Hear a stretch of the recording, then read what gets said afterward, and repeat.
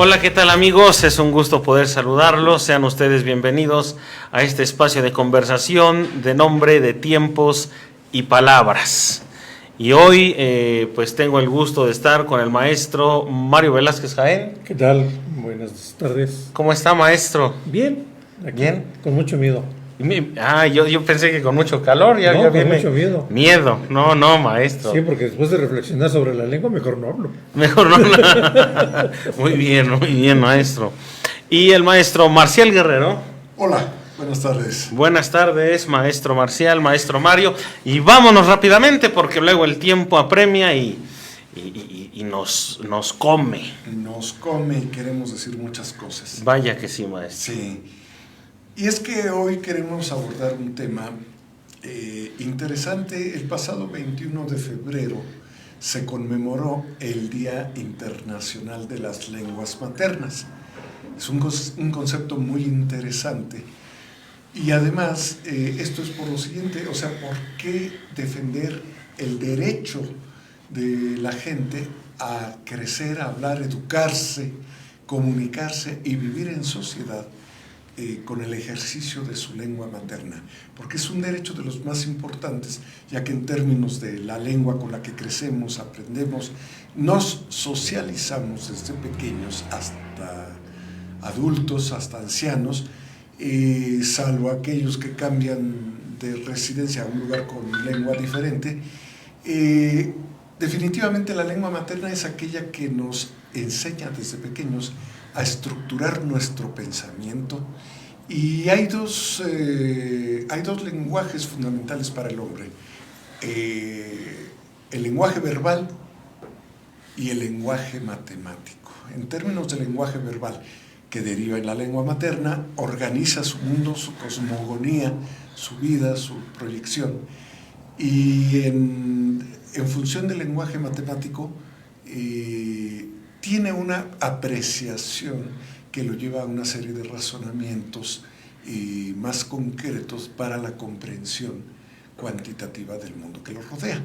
Pero volviendo a las lenguas maternas, ¿qué es la lengua materna? Bueno, pues es la lengua en que uno nace, crece, se desarrolla individual, familiar y socialmente. Y la conmemoración del 21 de febrero fue porque allá en el año 1999, Bangladesh, este país que está al oriente de India, un país pequeño que deriva después de esta liberación de la India respecto a la Gran Bretaña, Bangladesh estaba incorporado a Pakistán, hubo una serie de luchas y se separa, se constituye en uno de los países más densamente poblados en el planeta. Pero además, en 1952, un 21 de febrero, el gobierno central de Bangladesh, en una lucha interétnica, el gobierno central quiere imponer como lengua oficial la que hablaba aquel grupo. Y otra parte muy poblada de Bangladesh defendía el derecho a hablar su propia lengua. Y entonces viene una confrontación que dura varios años, una confrontación interétnica por la lucha al derecho de su lengua materna, de ejercer su lengua materna. Y el 21 de febrero de 1952, la represión es tan fuerte que matan a 2 estudiantes universitarios. Entonces, en reconocimiento a la lucha de reivindicación étnica, lingüística de este pueblo de Bangladesh, y en memoria de estos estudiantes muertos y de muchos más encarcelados, golpeados, etc., se propone el 21 de febrero como el Día Internacional de las Lenguas Maternas. Lo propone precisamente Bangladesh, lo acepta la UNESCO y lo confirma la Asamblea General de las Naciones Unidas. Yo creo que esto nos hace ver qué importancia tiene una lengua materna. Recordemos que una lengua es una cultura, y así de sintético es amplísima su concepción. Entonces, bueno, pues valorémoslo desde la realidad tan rica, tan pluricultural y plurilingüística que vivimos, multilingüística, que vivimos en México, y aprendamos a reconocer y a respetar que donde se habla una lengua diferente a la nuestra no es ni mejor ni peor. Es tan valiosa, tan estructurada como la nuestra, aunque no se haya escrito la gramática de muchas de ellas. Y es importante entonces reconocer esas lenguas indígenas, que hay 68 en el país reconocidas actualmente. Hace 10 años se hablaba de 64. Es decir, se han encontrado 4 lenguas indígenas más y una gran variedad de diferencias dialectológicas. Así que por eso tenemos un país tan rico, tan diverso, tan nutrido por tantas y por aprenderlas, maestro. Claro que sí. ¿Sabe alguna, maestro? Ya nada más me faltan 2 de esas 68. Muy bien, maestro. No. Lo que sé No, es el español, porque a esas 68 hay que sumar el español, desde claro. luego. Yo acúsome que tampoco sé más que algunas palabras, no del español, sino No las vayas a no, pronunciar. sino de este... Ten la prudencia de no pronunciar. No, en algunas otras lenguas maternas, náhuatl sobre todo, pero no, definitivo no sé. Maestro, ¿usted sí sabe algunas de esas 68? No, que sería Ome, Chicuse, Chinagüe, al aire. Muy bien. No me equivoqué. No lo sé. Prefiero no opinar. Lo dejamos así, pero Me sé otra, pero mejor no le digo. mejor no. Muy bien, maestro. Es muy ofensiva. Muy ofensiva. 68 lenguas bueno, hace unos cuantos años eran 64. Ahora se han encontrado, o sea, escudriñando en todo el país, ¿no? Y estudiando algunos estudiándolas. que parecían variantes dialectales, han descubierto que son lenguas es completamente una lengua diferentes. Son 68 y seguro las que se suman. Fíjate que hay un libro ¿Verdad? que nunca le he podido entender. La visión de los vencidos. Hasta que me di cuenta que viene la traducción al español. Es que nada más leías la primera página que era de la izquierda No, y te faltaba la de la derecha, que era Es un libro estupendo. Es un libro estupendo de Miguel León Portillo. Miguel León Portillo.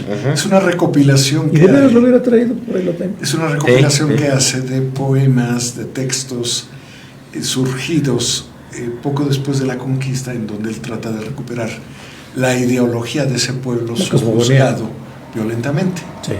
Justamente la visión que ellos tuvieron de la conquista. Yo creo que es un libro interesante porque reivindica verdaderamente de una manera, yo diría, académica, la cuestión de del orgullo de una segunda lengua, ¿no? De una lengua nativa. Porque las lenguas nativas, pues pocos son los textos que podemos encontrar, más que uno que otro por ahí. Pero un libro tan estructurado como este libro de la visión de los vencidos es interesantísimo.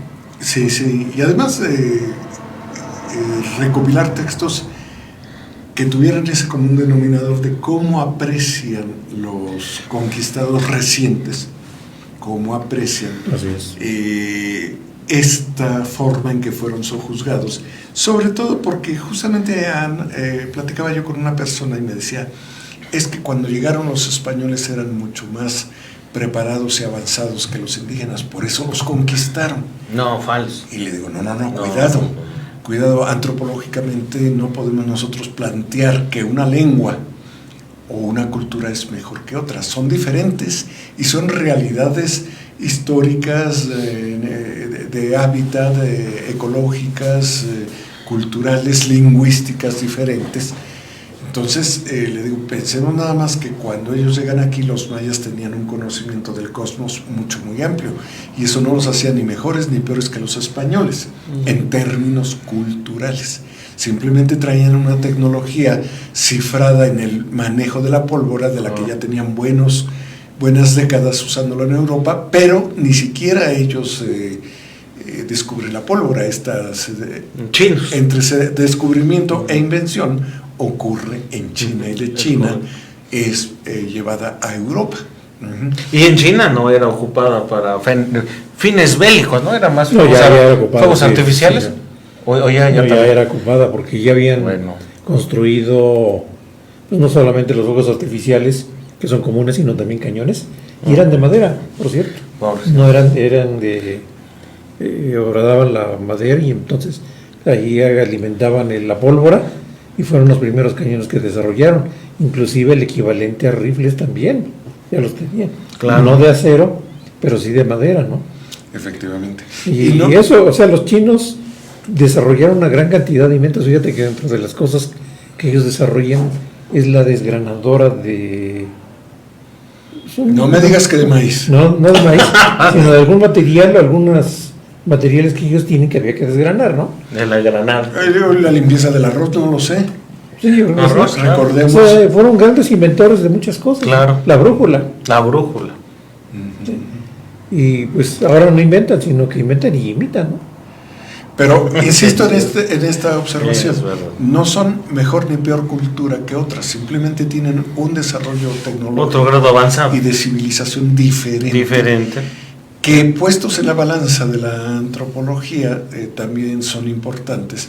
Estas tribus que últimamente están encontrando en partes recónditas del Amazonas o del África ecuatorial, y que la verdad, si uno piensa por qué han sobrevivido tanto tiempo, o en Australia, por qué han sobrevivido tanto tiempo, es porque han desarrollado un conocimiento del hábitat que les permite tener ese reconocimiento En Australia. de civilizaciones. Ese sería un tema igual de checar Australia.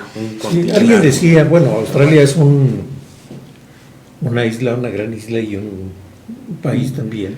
Gran isla y pequeño continente, así lo definía alguien. Pero que tiene unas características muy particulares, porque no fue conquistada solamente para fines de ocupar un territorio, ¿no? Sino que fue habilitada como cárcel. Una cárcel, la cárcel de los Entonces, del Reino Unido. Por muchos años fue habilitada como un lugar de ostracismo, con todo lo consiguiente que ello lleva, de haber generado un modelo cultural completamente diferente al inglés, ¿no? Uh-huh. Y aquí yo creo que hay que hacer énfasis la cuestión de la lengua, cómo implica el desarrollo de una cultura, ¿no? Alguna vez en alguna plática, en alguna conferencia decían, bueno, que los nativos mexicanos no habían descubierto la rueda, entonces eran un país atrasado. Y alguien dijo, bueno, a ver, si no tenían la rueda es porque no la ocupaban, seguramente. Porque además, los movimientos eran tan... Ya tenían muy sistematizado el movimiento entre ellos y entre barrios, colonias o como se llamaran en ese momento, los lugares, las localidades. Sí, y todo era pues a pie, ¿no? Sí, no conocían la rueda, pero sí conocían el círculo. Sí, y inclusive fabricaban adornos en forma de rueda. Claro, los peñones. Y algunos juguetes tenían la rueda. Sí, ya como rueda, como rueda. Sí. Sí, porque encontramos collares que eran cuentas, que eran perforadas, ¿no? Uh-huh, exactamente. Entonces, bueno, el asunto es meterse. Hay un libro maravilloso para entender todo esto sin entrar en vericuetos técnicos de la antropología, porque hay veces que hay libros de antropología que acaban aburriendo por la tecnificada manera de decir las cosas. Claro. Pero hay un libro, La Rama Dorada. De Fraser. De Fraser. Es un clásico. Sí. Quizá muchos conceptos parezcan superados, pero yo creo que en el fondo Fraser sigue valorando el derecho de cada civilización, de cada pueblo, a expresarse por sus propias características culturales. Y eso es algo que yo aprecio mucho en ese libro de La Rama Dorada. Se lo recomendamos, ya lo ha reeditado muchísimas veces el Fondo de Cultura Económica, y vale la pena que lo lean. No es un libro para leerlo en secuencia absoluta y rígida de principio a final. Yo creo que vale la pena irse a salto de mata en este libro y leer partes de algunos pueblos y meterse en ellos. Lo hace realmente con una gracia especial. Entonces, bueno, pero sí, sin ser yo creo que todo el mundo trae en la sangre un poco una visión de antropólogos, sobre todo aquellos que tienen la inquietud de ser viajeros, no de ser turistas. El turista se siente y espera que todo le llegue, que le tengan ya listo el camión, el hotel, la comida, el museo y la explicación del museo. El viajero se echa una mochila al hombro y va recorriendo, y muchas veces a pie las calles para encontrar aquello que solo a él le toca descubrir. Entonces, me parece importante esto. Algún día hablaremos de este tema también. Entonces, redondeo, cuando me decía, es que... y luego, otro comentario era, es que los españoles actuales que llegaban a Estados Unidos a la enseñanza, a trabajar como profesores, decían, traían mucha más cultura que los que iban de México. Dije, no es que lleven más cultura, es que traen una información diferente. Si los que van de México se hubieran quedado dormidos, como aquel personaje de un cuento inglés, que quedó dormido durante años, pues sí podríamos pensar que no llevaba información, simplemente lleva una información distinta. Entonces, no caigamos en esta visión maniquea de calificar como buena, mala, menor o superior. Lo que sí existe son pueblos hegemónicos por el poder que ejercen y la dominación sobre otro, bajo las formas de conquista militar, conquista espiritual, conquista económica y dominio en consecuencia. Pero eso ya es una categoría histórica, no antropológica. Yo creo que eso es lo importante para distinguir. Interesante que un lenguaje sea distinto a otro y el significado sea también como tal, ¿no? Porque me imagino cuando llegan los castellanos y la palabra tan solo caballo, y aquí pues no se conoce el caballo, la gran diferencia entre uno y otro lenguaje.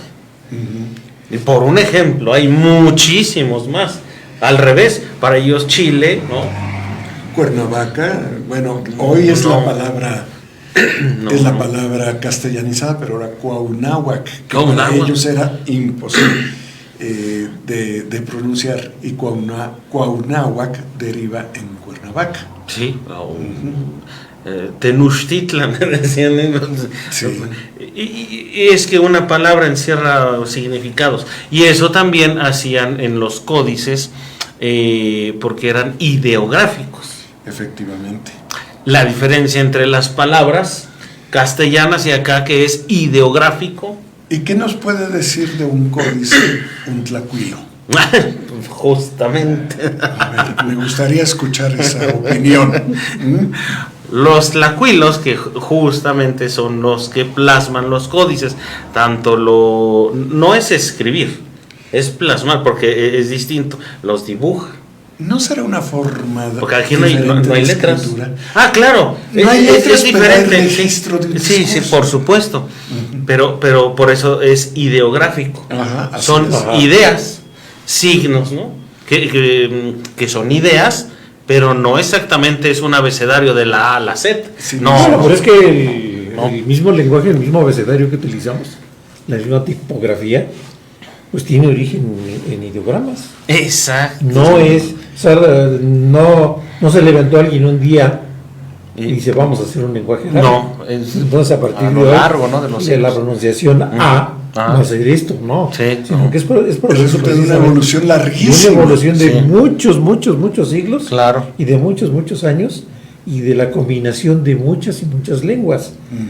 Si vemos la evolución de las lenguas, yo diría la parte estudiada, que es Europa, y la parte no estudiada completamente, que es todo Asia y todo África, que tiene también su origen lingüístico y la misma cuestión egipcia, ¿no?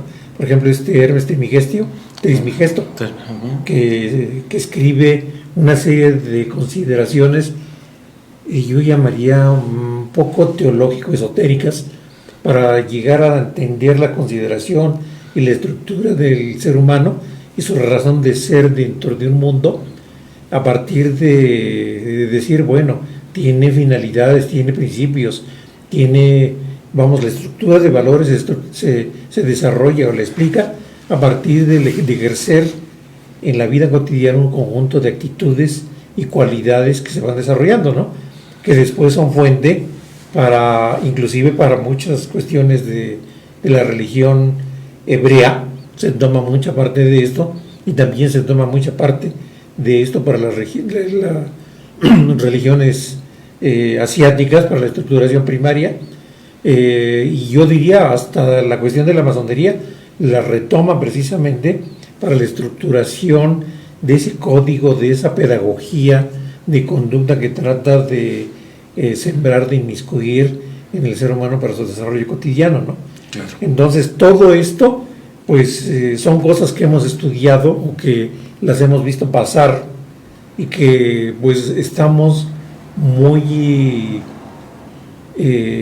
metidos en la lógica de un lenguaje y de una cultura que proviene de Hispania, cuando Hispania precisamente es el lenguaje hispánico es el mestizaje de un conjunto de lenguas y de hechos que pasaron por muchos siglos atrás. Sí, por ejemplo, entre ellos vamos el mismo griego, el mismo latín, que fueron lenguas francas, porque se ejercían cotidianamente para poder establecer la comunicación entre ellos, y que hoy en día no se han abandonado, sino que la estructuración, lo que le da características de una lengua culta hoy en día al inglés y al alemán, es precisamente la presencia o la no presencia de latinismos, ¿no? Sin embargo, el francés, por ejemplo, algún día un escritor dijo, bueno, yo ya no quiero tener ninguna relación con la cuestión románica, entonces trata de expulsar del idioma francés los latinismos, y asume completamente la construcción de una lengua, el francés completamente, ¿no? En el inglés pasa algo pero parecido, empobrecida, ¿no? Porque muchas palabras del francés Sí. habrían quedado fuera en estricto sentido. Y el otro lado, lo acabas de mencionar, la búsqueda de la lengua franca universal, que ha sido una utopía y que derivó en algo que llaman Esperanto. El esperanto. Una lengua constituida por vocablos provenientes de diferentes lenguas, importantes entre comillas, subrayados y encasillados, de lenguas destacadas en el mundo, pero que nunca ha tenido el éxito suficiente. Es realmente un concepto tan utópico que no logró cuajar en algo real. En cambio, sí ha habido, y ya lo mencionas, lenguas francas, lenguas que permiten la comunicación entre personas provenientes de diferentes culturas y de diferentes idiomas. Y entonces entre estas el latín, sobre todo El latín y el griego. cuando Alejandro el Magno había conquistado una buena parte de Macedonia y más allá hasta la India y parte de Egipto. El griego, luego el latín, cuando cuando el Mare Nostrum era encerrado por todas las partes, los territorios que dominaba el imperio latino, romano. Y que en la parte europea constituye las lenguas romances con el latín vulgar. Y en la otra parte, las eslavas. Las eslavas. Como el alfabeto cirílico. Después, el francés, hubo un tiempo en que el francés fue lengua franca, cuando París estaba en el apogeo de ser la ciudad luz. Sí. Poco después de la Revolución Francesa, el siglo XIX, que además marcó la pauta para muchos planteamientos educativos, científicos, culturales. Era el parteaguas, ¿no? Era el parteaguas, el Sí, sistema claro. universal, métrico universal. Después el inglés.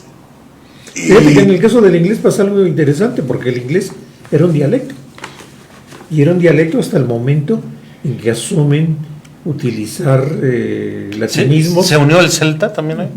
Sí, Pero hubo no, una fusión. o sea, tenía Un poco variantes más dialectales, pero era una lengua finalmente. Sí, era una lengua, bueno, el inglés, pero no era un inglés como el que conocemos ahora. No, sino que desde cuando luego. asume, inclusive aparte de la gramática, De la vieja gramática. de la vieja gramática latina, es cuando empieza a asumir y a construirse como una lengua. En el caso del italiano, pues tenemos el caso con Dante Alighieri, ¿no?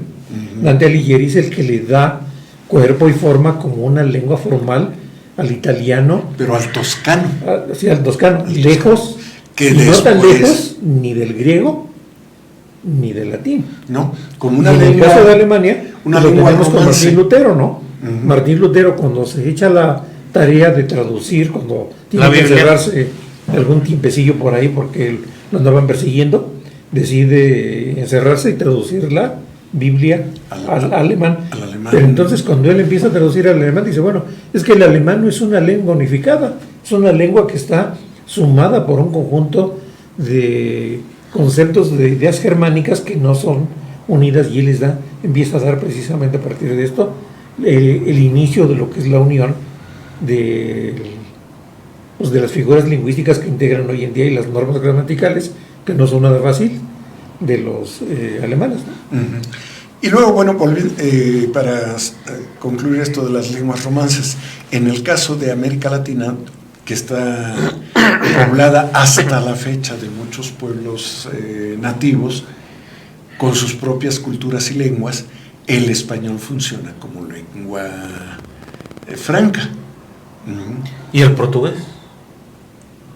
Bueno, sí, el portugués podemos plantearlo como una lengua franca en toda esta extensísima región de Brasil y Portugal. Y no dudemos que muy pronto la que puede convertirse en lengua franca es el mandarín. Tanto es así que en muchos lugares del mundo ya la gente está estudiando el mandarín como la lengua que impone China en un país tan rico, tan multidiverso como es China, con más de 1.000 millones de pobladores, donde seguramente existe una gran variedad. Si en México, con 130 millones, existe Sí. tal variedad de lenguas, Bueno, no imaginemos ¿en China? limitadamente lo que ocurre en China. Hijo. Y entonces el chino mandarín, que se impone como una lengua nacional, viene a funcionar como lengua franca. Es decir, ¿Y es ideográfico? se escribe todavía ideográficamente, pero ya también con caracteres Ujú. europeos. Claro. Entonces, frente a las lenguas nativas, muchas de ellas lenguas maternas, o mejor dicho, toda lengua nativa tiene su carácter de lengua materna, pero también hay muchas lenguas europeas, y en el caso de los mestizos urbanos de México, nuestra lengua materna es el español, tan valiosa como el náhuatl. Pero el español de ahora, No, cuando yo nací también. porque hay un español, o sea, seguramente lo que hablaba Hernán Cortés no era el español que escuchamos ahora, ¿no? Ah, no, desde luego. Era un español completamente diferente. El Sí. ingenioso Hidalgo no estaba O sí, escrito con el mismo Quijote. el Quijote. Sí, porque esto Los lo primeros explica- edictos, por ejemplo, los edictos y las bulas papales, y vemos las bulas papales estructuradas allá en el siglo XVI, pues vamos a ver que no es, aunque están en español, muchas de ellas no son. No, Mira, efectivamente. me encontré un párrafo nada más para que veas cómo ha evolucionado esto, y que está en este libro, en el libro número 1, está precisamente la evolución que ha tenido el español. Sí, dice: Mester traigo fermoso no es de juglaría, mester es impecado caes de cleriza, flabrar curso rimado por la cuaderna vía, así la vascondadas caes gran maestría. ¿Qué dijo? No sé. No, efectivamente. Si algo tienen las lenguas es que son Evolucionan. un producto social que evoluciona rapidísimamente. Claro. Es una convención social que por una parte arraiga conceptos que se profundizan, pero por otra tiene una evolución, una dinámica demasiado vertiginosa también, ¿no? Entonces, cambian las culturas, cambian las lenguas, cambian los conceptos o el uso de ciertas palabras. Veamos, por ejemplo, cómo hay palabras actualmente que significan lo contrario de lo que etimológicamente fue su origen. No, sí. Entonces, esto es interesante. Bizarro. Bizarro, por ejemplo, hoy se tiene... Bizarro se empezó a usar en las historietas de Superman como algo contrario a lo que era en su origen.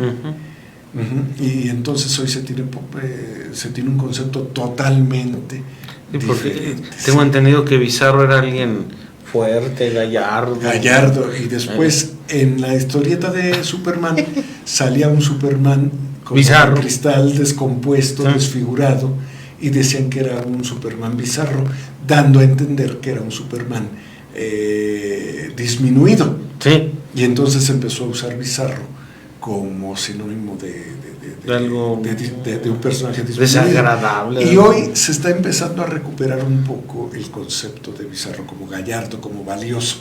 Se empieza a volver a usar. Y esa es una de los cambios que ha tenido el lenguaje, ¿no? Bueno, una de las tantas palabras. Por citar uno, sí. Porque hay muchos más. Mira, me encuentro aquí en este libro que se llama La maravillosa historia del español, algunas apreciaciones que van en ese sentido. Vaya, la perdí. Yo lo tenía yo aquí a la mano y ya se escondió en el medio mundo del internet. Por ejemplo, chilo significa cielo en diferentes momentos, ¿no? Seglo, ciego significa siglo. Castiela significa Castilla. Actualmente, ¿no? Puede es puede ahora, ¿no? Müller es mujer, que en el caso del alemán creo que sigue la misma precisión. Concedo. Vendré es vendré.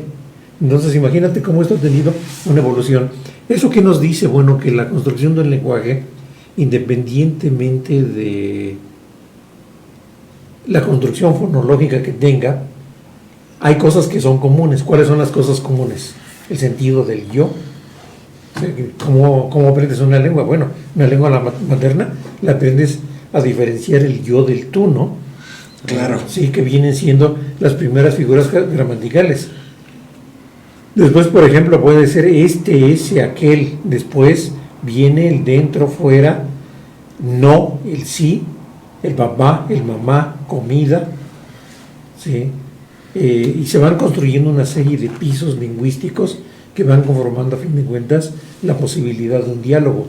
Yo creo que es la habilidad que tiene la figura materna, porque en el caso de la figura materna, culturalmente, la evolución cultural, si nos transportamos a los orígenes de la humanidad, vamos a encontrar que el hombre y la mujer tenían roles completamente diferentes dentro de una comunidad que podía ser, a lo mejor hoy la llamamos familia, quién sabe si era monogamia o poligamia, pero a fin de cuentas la mujer tenía la misión y la fundamental de la crianza de los hijos. ¿Por qué? Por la alimentación, el primer cuidado que se les debería de dar. Entonces todo eso va construyendo las grandes diferencias no solamente en la cuestión antropológico y lingüística, sino también en la cuestión neurolingüística, o sea, qué pasa con la estructuración del desarrollo del cerebro en el caso del hombre y en el caso de la mujer.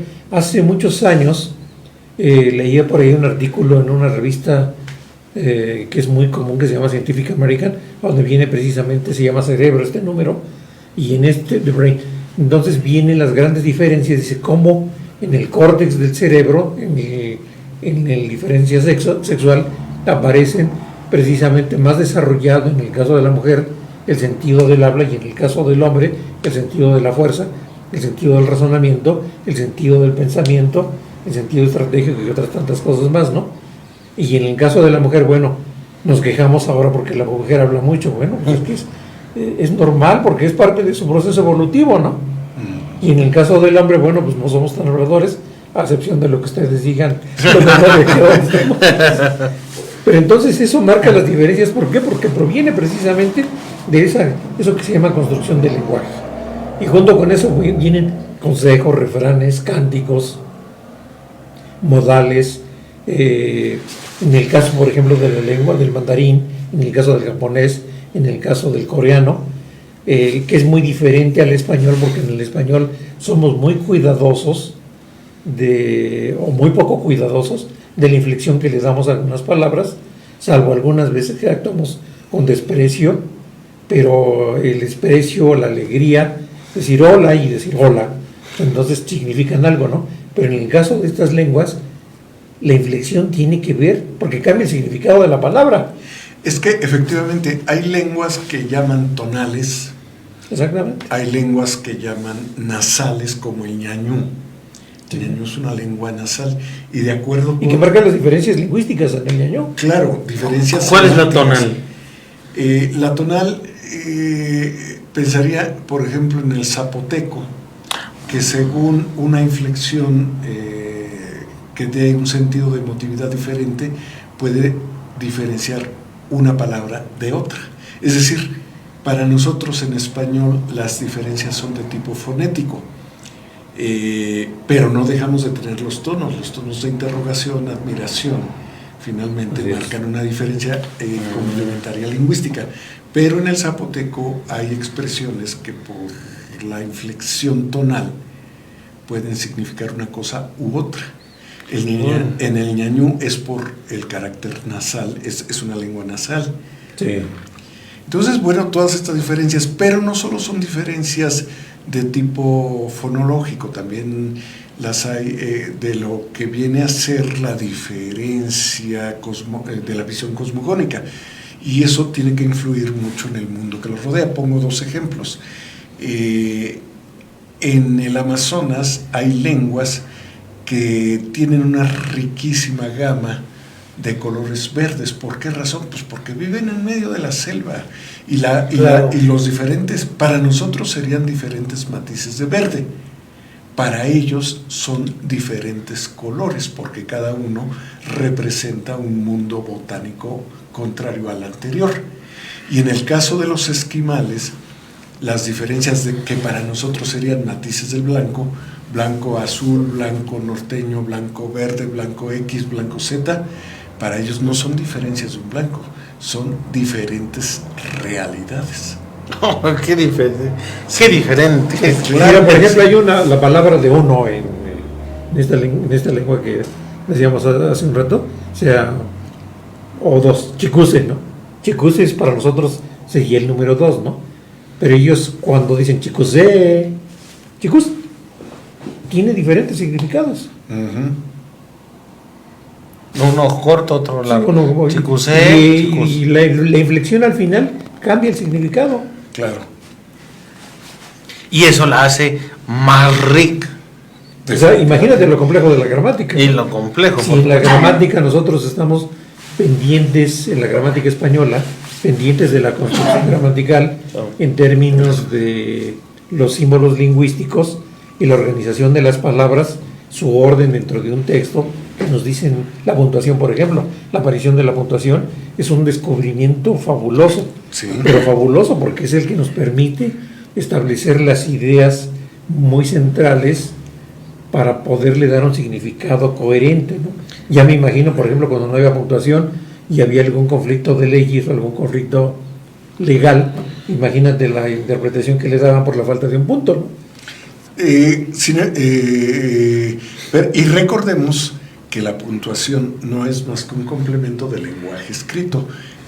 Pensemos en algunos momentos en que se escribía continuo, no había separación de palabras.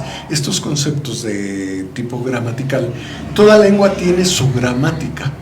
El hecho de que algunas lenguas no tengan todavía escrita su gramática, porque todavía alguien no lo ha hecho, no quiere decir que no la tenga. ¿Qué es la gramática? La serie de normas que permite el uso socialmente aceptado de las fórmulas lingüísticas, de las estructuras y de las palabras. Y que hay un órgano moral reconocido que cuida mucho y es respetado. En el caso del español es la Academia Española de la Lengua. En el caso del francés, la Asociación de Academias de la Lengua Española, que en el caso de España todavía es Real Academia porque depende de la corona. En el caso de Francia también existe. Sí, en el caso del inglés no existe, fíjate. ¿En el caso qué? Del inglés no existe.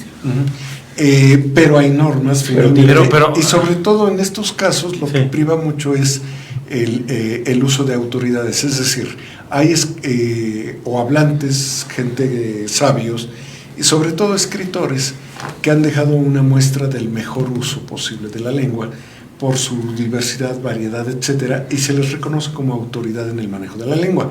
En el caso del inglés se reconoce como el gran conocedor de la lengua inglesa a Shakespeare, que llegó a manejar más de 100,000 vocablos diferentes. No solamente manejar, sino construir vocablos. Sí, y en el caso del español, entre ellos el de Cervantes, a Miguel de Cervantes, que construye, que utiliza más de 80,000 palabras en promedio. Brevemente, recuerdo que Gabriela Mistral comentaba que se puede escribir sin signos de puntuación y que eran innecesarios. ¿Qué opinas? También lo decía Gabriel García Márquez. Y también Julio Cortázar. Gabriel García Márquez. ¿Qué sucede ahí? Tiene un libro. Pero es la construcción gramatical lo que te da el énfasis. Hay un libro de García Márquez donde solo hay un punto final. Y además García Márquez era peculiar, ocurrente, peculiar y provocador.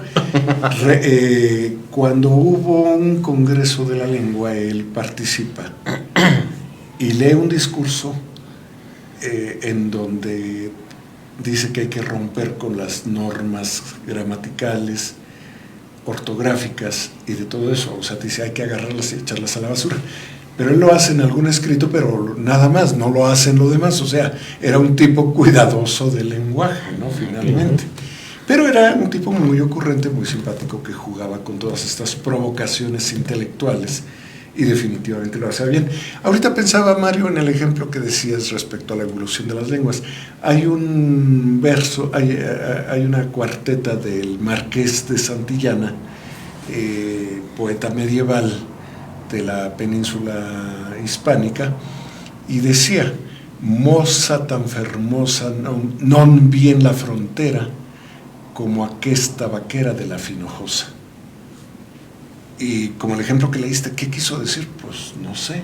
O sea, muchacha tan bella no vi en el campo como aquella vaquera, aquella campesina de la Finojosa, que era una provincia.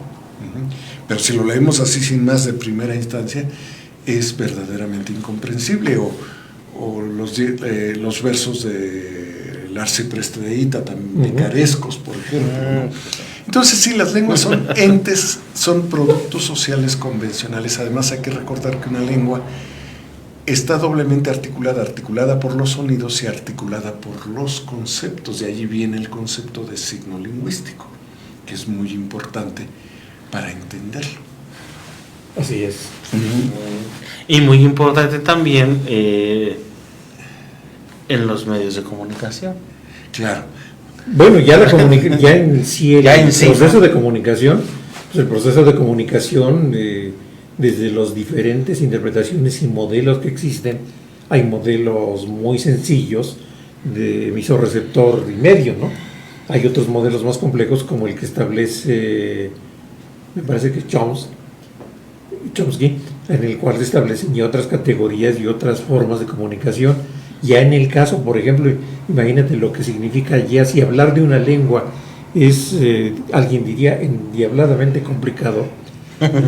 Hablar de alguien que se atreve a decir voy a traducir, o que traduce verbalmente, o a través de un escrito, o que su lengua materna es un lenguaje y se echa la tarea de leer un libro, aprender una segunda lengua y leerlo en esa otra lengua, el significado y el significante pues cambia, ¿no? Entonces hay libros interesantes, entre ellos Humberto Eco, que escribe un libro precioso que se llama Decir casi lo mismo, a donde nos hace, no precisamente a través de sus ideas solamente, sino en una recopilación de diferentes autores que han trabajado sobre la cuestión de la interpretación o de la traducción, que no es lo mismo. La interpretación quiere decir en el momento hacer la consideración o la descripción en una segunda lengua de lo que yo estoy escuchando en otra, ¿no? La traducción significa, bueno, echarse a la tarea de ver un texto escrito y de ese texto escrito, bueno, de escribirlo en la otra lengua, ¿no? Que puede ser en la materna o que puede ser materna con una segunda lengua, ¿no? Claro. Entonces ahí entran procesos que son el intralingüismo, la interpretación intralingüístico, en el cual encuentras el significado y el significante de la palabra, conjunto de palabras o ideas o conceptos o lenguajes o metalenguajes, como en el caso de la matemática, como en el caso de la física, como en el caso de la medicina, como en el caso de la biología, que tiene una estructuración de metalenguajes estructurados, a donde echan mano precisamente de gramática muy particular, o también echan mano de los sufijos o los prefijos que generalmente son en griego. En general, todo lenguaje de norma científica, de norma de oficio, etcétera, acaba siendo traducido o conformado, estructurado por la lengua materna. Así es. Entonces, simplemente a partir de la lengua materna generan una serie de normas, de convenciones de uso de ese núcleo de oficio o núcleo de ciencia. Y también lo vemos ahora, por ejemplo, con el caso de las computadoras, ¿no? Que hay una serie de palabras que se han incorporado, que no empobrecen, porque también eso se dice, es que empobrecen el idioma. No empobrecen, lo enriquecen. En el caso de la informática, pues muchas palabras están determinadas por aquellos países en donde se ha desarrollado esta ciencia, y que son precisamente en su lengua donde se van generando estas palabras. Entonces, y aún así hay diferencias. El caso es en el español, que es una lengua finalmente, una lengua franca. En España le llaman ordenador, y claro, en México le llamamos computadora, o para simplificarlo, PC. Eso es importante. Tenía una maestra de gramática de español, justamente de origen español, y decía: no olvidemos que hay que decir la palabra tal cual. Y ella decía: no es Spider-Man, sino Spiderman. No es DVD, DVD. No sé, ahí no es Gatorade, es Gatorade. Gatorade, así. Dice: ¿por qué? Porque es tal cual como se lee. El español es muy rico y no vamos a estar haciendo anglicismos, y etcétera, etcétera, etcétera. ¿Qué opinión les merece esto, maestro? A ver, ¿quién dice yo? Bueno, son convenciones sociales. Mira, por ejemplo, se habla de la República Saharaui, y no escribes Sahá con J, Saharaui, lo escribes con H. En cambio dices el Sahara, no dices el Sahara. Son convenciones sociales, y además justamente las academias de la lengua española, y lo digo en plural porque es una asociación internacional de academias, y la asociación llega al acuerdo de que llegó al acuerdo de tener que romper con su función normativa, que estuvo vigente hasta los años, hasta los años 70, y donde decía: así se debe pronunciar, así se debe escribir, así se debe usar. Y de pronto viene toda una revolución de la lingüística, y se plantea el asunto de que las academias deben ser más bien coordinadoras y orientadoras del manejo de la lengua, y es cuando surgen fundamentalmente, entre muchas otras aportaciones, la de las normas, la norma académica, la norma de corrección y la norma de incorrección. La norma académica es conforme a todo este uso de tradicional y de las autoridades en el momento actual. La norma correcta es la que se va a entender en el medio en el que yo estoy. Si estoy en un lugar donde van a arreglarme la llanta, pues no voy a decir el neumático. El neumático, ¿no? Pues, ¿este señor qué le pasa? Allí lo correcto es decir la llanta. Pues, en México. Me sucedió porque estaba en un café y pues yo creo que fui muy envalentonado y les dije: quiero un café con leche. Es café latte. Ay, bueno. Sí, en caso de, fíjate, sí, perdón, nada más. Por favor. La tercera norma, la académica, la correcta y la incorrecta. La incorrecta puede ser académica, puede ser súper elegante, pero no es la que se usa en el medio, y esto puede ser en la familia, en el círculo de oficio, en el círculo de científicos.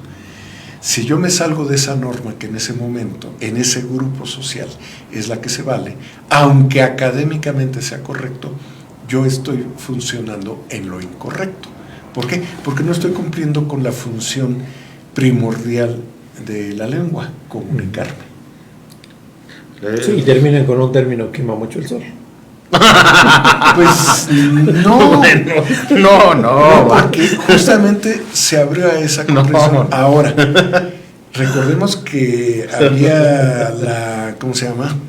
En el caso de México, durante mucho tiempo, la Secretaría de Gobernación dictaba normas de tipo del uso del lenguaje, que debía ser muy propio, muy correcto, académicamente casi. Y la verdad es que... Y en el caso de la radio, acuérdate que era estricto ese manejo. No. Y el periódico también. Más. Y actualmente, bueno, igual.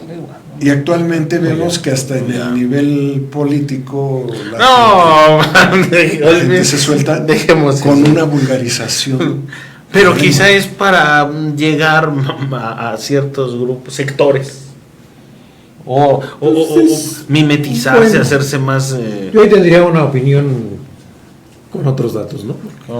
¿Tú tienes otros datos? Sí, bueno, yo diría, por ejemplo, la palabra México, imagínate, si lo pronunciamos como estrictamente es la X, no seríamos mexicanos. México. Seríamos mexicanos. O México, está más interesante.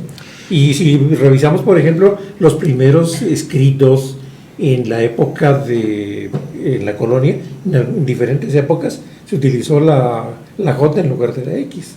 Sí, pero recordemos también, y esa es la norma nacional del lenguaje español, Texas. La norma nacional mexicana, la X tiene varios sonidos, o sea, la letra X se realiza fonéticamente en diferentes sonidos, como S, como CS y como X, como she, CH, meche, que es lo mismo que en el francés. Como meche y como J, Jalapa o México. Que sería México. Y hay que tener cuidado, la lengua finalmente es una convención social y justamente ayer se planteaba en una discusión en la Cámara de Diputados promover una ley para que se elimine de la Constitución la palabra pueblo. ¿Y ahora qué va? ¿Y ahora cómo? Y dices, pero ¿cómo? Hacer una ley es formar una comisión para que se haga una ley que elimine de la Constitución, sustente eliminar de la Constitución la palabra pueblo, porque en el uso político actual excluye a muchas personas. Entonces dice uno, pero para eso estamos pagándoles el sueldo a los diputados. Y bueno, yo creo que son expresiones de sentido común, ¿no? No son expresiones o no son análisis estructurados dentro de un proceso de análisis que obviamente tiene que cruzarse con lo académico. Pero si negamos lo académico y si negamos, alguien decía, dice, ¿por qué tenemos que seguir los principios aristotélicos para tal o cual cosa, o pitagóricos, y ellos ya se murieron?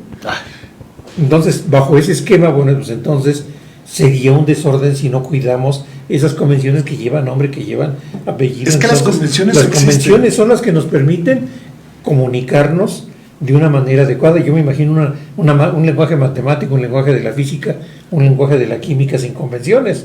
No, desde luego, las Imposible, convenciones ¿no? están... Ahora, la estructuración de los metalenguajes. Un metalenguaje, por ejemplo, el albur mexicano, tiene sus propias convenciones y es un metalenguaje estructurado que requiere un nivel de inteligencia. ¿Por qué? Porque requiere el entrar en el proceso de interpretación, traducción o expresión en una estructuración intralingüística, metalingüística e interlingüística. ¿Por qué? Porque establece el tránsito entre conceptos y entre ideas para poderle dar un significado a la palabra, al concepto, al albur, o lo que sea. Entonces, no despreciemos este tipo de expresiones, no las perdamos, porque perderlas sería perder mucho, entonces sí, de eso que se llama identidad nacional, ¿no? Claro. Y no solamente nosotros, todos los países. Tiene que ver con la semántica, con la polivalencia significativa, tiene que ver con la gramática. Por eso los chistes colorados en español. Los chistes en español, el humor expresado en español es muy diferente del humor expresado en alemán. Y ponte traducirlo es imposible. Exactamente, es muy difícil traducirlo. Me quedé con la idea. Y bueno, y si no se le llama pueblo, ¿ahora cómo se le va a llamar? Espero que esta diputada nos lo explique. Por favor, esas son barbaridades. Barbarismos. No, barbaridades. No, barbaridades. Barbarismo es otra cosa más decente. Pues estaba igual en otro café, me decía, ¿cuántos cafés vas a dar? Y recuerdo que leía en el menú, le decía al chico, tráeme unos boneles, y un amigo me decía, ¿es boneless? Y otro decía, bocadillos, por favor. Bueno, entonces, ¿qué hago ahí? Boneless, bocadillos o boneles. Es divertirse, ¿no? Yo creo que son imitaciones, son modas. Y llevar a cabo aquel principio que me enseñó mi abuela, ¿no? Al pueblo que fueres, haz lo que vieres. Y ya. Ya te quitas de... Sí, son modas y además, bueno, se van enriqueciendo de acuerdo con una moda en el consumo, en el uso, en la vida. Finalmente, decíamos al principio, una lengua es una cultura. Yo recomendaría que vean 2 películas espléndidas en el portal de Prime, o Prime. No, ya que estamos ahí. ¿Quieres reconocer así? O Prime. De Prime. Sí. ¿Por qué Prime? Bueno, pues porque finalmente vuelvo a lo mismo, es una convención social. Hay 2 películas espléndidas. Una es La Negrada, que es una película reportaje, entre reportaje y película, sobre un pueblo de la costa de Oaxaca, a donde llegaron los cimarrones africanos en la época de la colonia. Era tan difícil el acceso que no los perseguían hasta allá. Y a la fecha tienen una serie de expresiones que, bueno, es una extensión... ¿En Veracruz? En Guerrero. En Guerrero. Una extensión de África en México. Es hermosísima la película, verdaderamente le va a agradar. Y otra es Sueño en otro idioma, que es una película inspirada en un hipotético caso de 2 últimos hablantes de una lengua que está por perderse, y un lingüista de estudios, un joven, trata de recuperar esta lengua para que no se pierda. Su angustia es mucha para recuperarlo, y son 2 ancianos que son los últimos hablantes. Le va a interesar la película, aparte de que está muy bien realizada, pero también sirve para decir que, según estudios, cada 2 semanas se pierde una lengua en el mundo. Así de vertiginoso. ¿Es en serio? Así de vertiginoso. ¿Cada 15 días? Cada 15 días. Ay. Y la otra, hay en este planeta de 8,000 millones de personas, hay cerca de 740 millones de adultos que no han tenido en la vida acceso al conocimiento mínimo de la lectoescritura, y cerca de 40 millones de niños o más, no sé si 40, no son respetados en su derecho de tener una educación en su lengua materna. Entonces, bueno, pues sí, son datos. Ahí están los datos perturbadores, definitivamente. Qué barbaridad. Y solo quiero cerrar con una anécdota, para ver estas diferencias de lo que quiere decir manejar un mundo en una lengua y en otra lengua. En una ocasión venía yo de Izmiquilpan a Pachuca, y en Yolotepec venía con un amigo fotógrafo. Vimos una mojonera con una cruz de madera, evidentemente colonial, y le dije, oye, detente para que fotografíes esa cruz, y preguntamos a ver qué referencia nos da la gente de la cruz. Preguntamos, estaban en el patio, como acostumbran en estos lugares, mientras la tarde lo permite estar en el patio. No. Estaba una mujer, la señora de la casa de trenzas blancas, una mujer mayor pero con una presencia extraordinaria, y le dijimos a su nieta, pregúntale por favor a tu abuela de cuándo es esa cruz. Yo no esperaba que me dijera de 1620 y tantos o de 1520 y tantos, no. Yo lo que quería era ver cuál era la apreciación que tenía de este objeto histórico. Y la respuesta me obligó a preguntar otra vez, porque creí no haberla entendido. Dice mi abuela que no sabe de cuándo es, pero que sus abuelos le dijeron que cuando el mundo nació ya la cruz estaba allí. Y para ella no era una creación poética. No, era real. Era la manera Su de ver vida. su vida, su mundo. Para nosotros es poético, o puede parecerlo poético. Para ellos era una expresión verídica. Entonces, creo que esto nos sirve para ilustrar por qué cada lengua es una cultura. Definitivamente, y por eso rica. hay que cuidarlas, respetarlas. Pues ahí lo tenemos, amigos, amigas. La lengua en todas sus vertientes, lo rico que es, y la dinámica también de la lengua, cómo ha ido evolucionando y seguirá evolucionando. Y Porque seguirá. actualmente todo lo que Seguro. es el mundo del Internet, al igual que cambió con el mundo de la imprenta, Seguirá. y al igual que cambió en el mundo de las conquistas. Claro, O sea, imagínate cómo llega el español a América, ¿no? claro, Llega en un barco. claro. No, y ha evolucionado Y ahora tanto. cómo llega la cultura, bueno, a través de un cable, ¿no? Ha evolucionado tanto Y- que cuando empezamos el programa dijimos buenas tardes y ahorita vamos a decir hasta luego. Así evoluciona. Así evoluciona. Con un hola y ahora un hasta pronto. Hasta pronto, bueno, pero tenemos una cita como cada jueves. El próximo jueves es jueves 7 7 de marzo. 7 de marzo. Jueves 7 de marzo. Aquí tenemos una cita JMS. No, jueves. Jueves. No, me parece que es viernes. 9, 8, no es 7. No, sí es 7. Es 7, sí es 7. Sí. 7 y viernes 8 de marzo.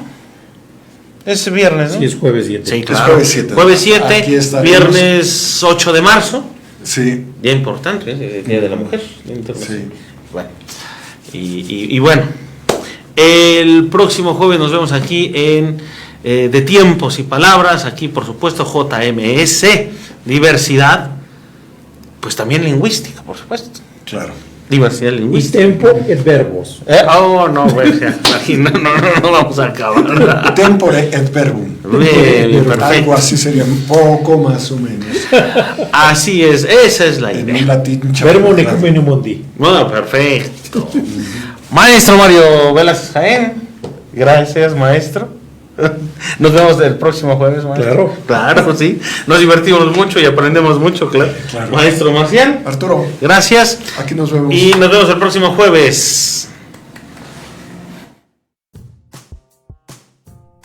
JMS Radio, diversidad auditiva. Que son unos... Es un parque nacional ahora. Y no es que tenga que ser de cierto. Como No te voy a decir.